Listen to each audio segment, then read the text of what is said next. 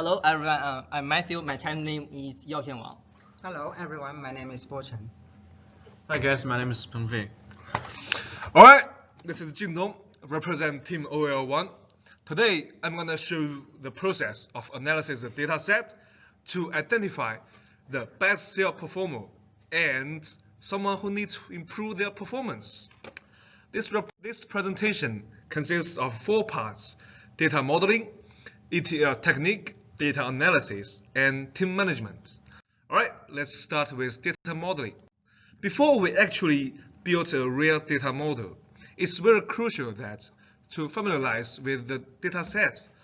And as you can see, it's obvious that there is 13,864 observations and 19 variables, including 60 different customers, 20 different staff, 30 different items, and 2,490 different receipts. Alright, then we build an ER diagram. In this process, we found the relation between receipts and items is many to many. So we create an extra table named items and receipts. Then we normalize it. This is a result of the normalization which occurred with BC standard. Now it's a most important part of data modeling is reorganize the table based on the star schema.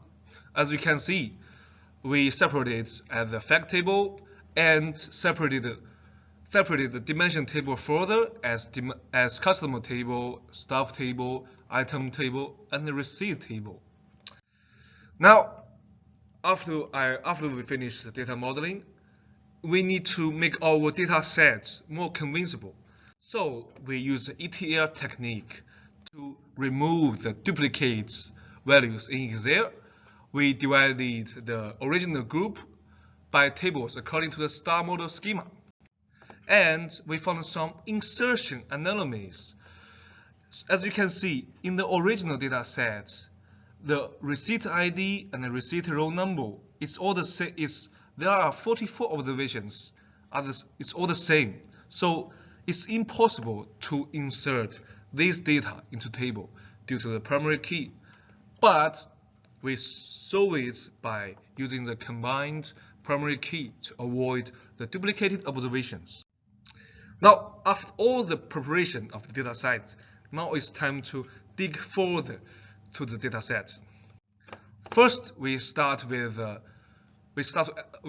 analyze based on the overall turnover. And as you can see, based on the chart below, it's obviously that the highest one is $76,960, which are made by the staff 3 and here. So the company should provide an award, probably money, to their staff. Then we do it based on the KPI. In this case, KPI equals overall turnover divided by length of working time. As you can see from the chart, the highest one is 711, made by staff 13 named Molly Carter. This staff is the most potential salesperson because this staff generated more turnover within the same working time unit than other staff.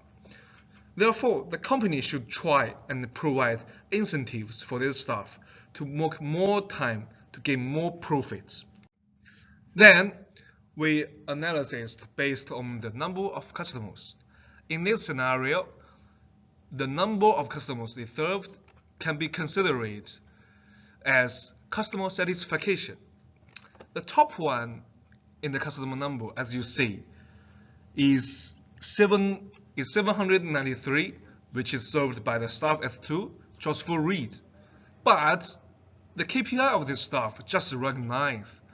So the company should encourage and provide incentives for this staff to recommend a higher price of products to customers during the process of the selling, because this staff is the most popular one.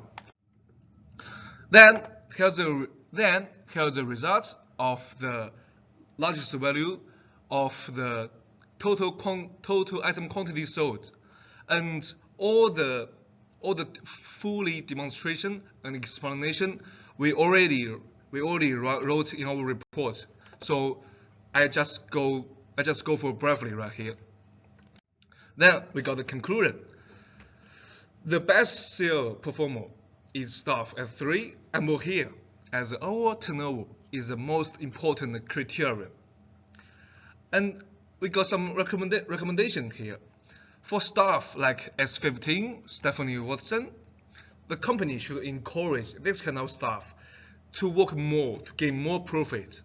And for staff like S11, S18, they really need to improve their working attitudes and skills.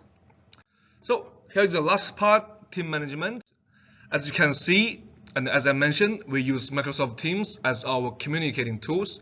So we had a meeting every week. We're discussing right here.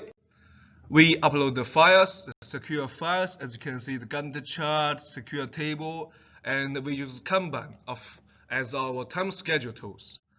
And these two charts, I think, can represent our real footage of we actually do associate, collaborate closely, and it's all being generated by the Microsoft Teams.